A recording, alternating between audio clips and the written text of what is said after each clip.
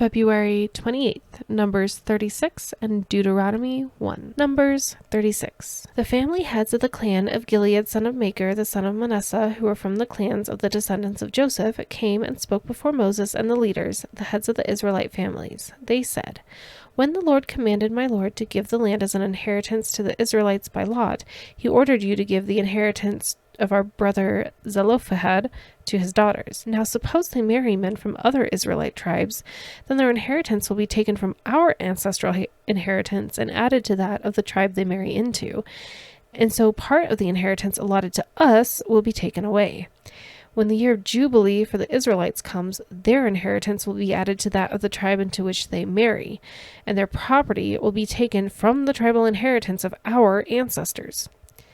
Then, at the Lord's command, Moses gave this order to the Israelites. What the tribe of the descendants of Joseph is saying is right. This is what the Lord commands for Zelophehad's daughters. They may marry anyone they please as long as they marry within their father's tribal clan. No inheritance in Israel is to pass from one tribe to another, for every Israelite shall keep their tribal inheritance of their ancestors. Every daughter who inherits land in any Israelite tribe must marry someone in her father's tribal clan, so that every Israelite will possess the inheritance of their ancestors. No inheritance may pass from one tribe to another, for each Israelite tribe is to keep the land it inherits. So Zelophehad's daughters did as the Lord commanded Moses. Zelophehad's daughters, Mahlah, Tirzah, Golah, Milcah, and Noah, married their cousins on their father's side. They married within the clans of the descendants of Manasseh, son of Joseph, and their inheritance remained in their father's tribe and clan. These are the commands and regulations the Lord gave through Moses to the Israelites on the plains of Moab by the Jordan across from Jericho.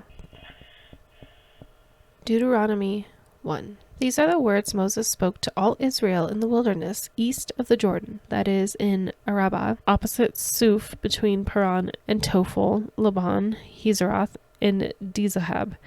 It takes 11 days to go from Horeb to Kadesh Barnea by the Mount Seir road. In the 40th year, on the first day of the 11th month, Moses proclaimed to the Israelites all that the Lord had commanded him concerning them.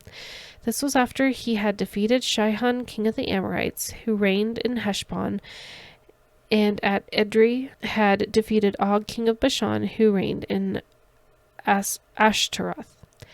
East of the Jordan, in the territory of Moab, Moses began to expound this law, saying, "The Lord our God said to us at Horeb, 'You have stayed long enough at this mountain.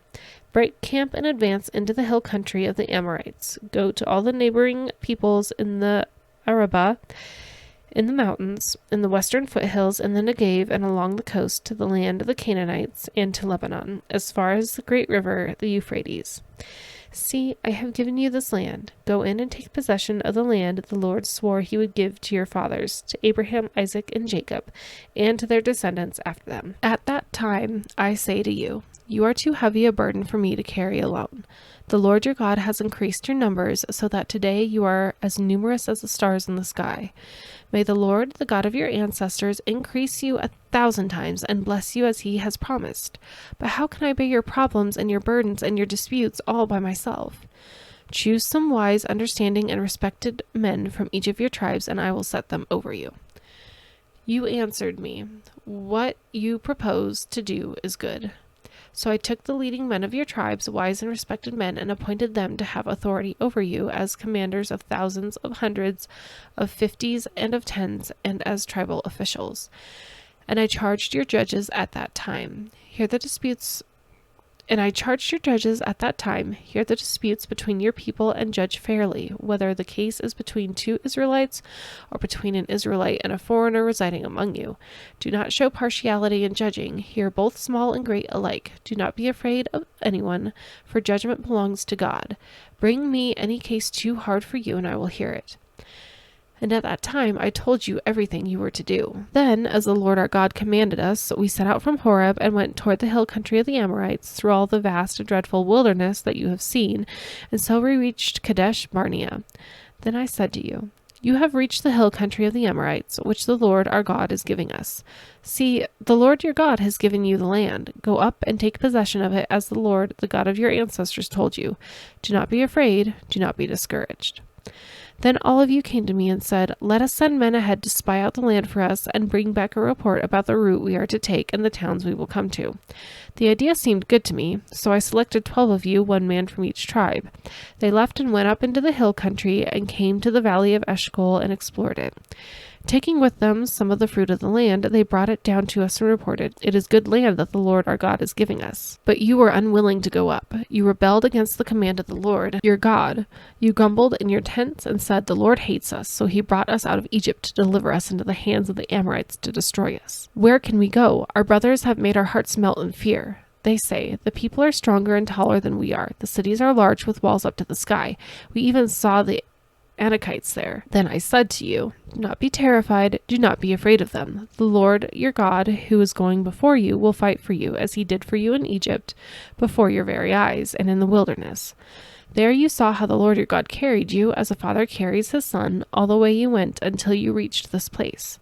In spite of this, you did not trust in the Lord your God, who went ahead of you on your journey, in fire by night and in a cloud by day, to search out places for you to camp and to show you the way you should go. When the Lord heard what you said, he was angry and solemnly swore, "No one from this evil generation shall see the good land I swore to give your ancestors, except Caleb son of Jephunneh. He will see it, and I will give him and his descendants the land he set his feet on, because he followed the Lord wholeheartedly. Because of you, the Lord became angry with me also, and said, 'You shall not enter it either, but your assistant, Joshua son of Nun, will enter it. Encourage him, because he will lead Israel to inherit it. And the little ones that you said would be taken captive, your children who do not yet know good from bad, they will enter the land. I will give it to them, and they will take possession of it.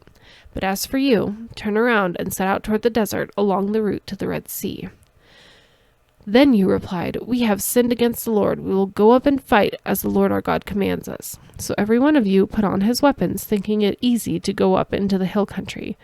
But the Lord said to me, 'Tell them, do not go up and fight, because I will not be with you. You will be defeated by your enemies.' So I told you, but you would not listen. You rebelled against your Lord's command, and in your arrogance you marched up into the hill country. The Amorites who lived in those hills came out against you. They chased you like a swarm of bees and beat you down from Seir all the way to Hamorah. You came back and wept before the Lord, but he paid no attention to your weeping and turned a deaf ear to you. So you stayed in Kadesh many days, all the time you spent there."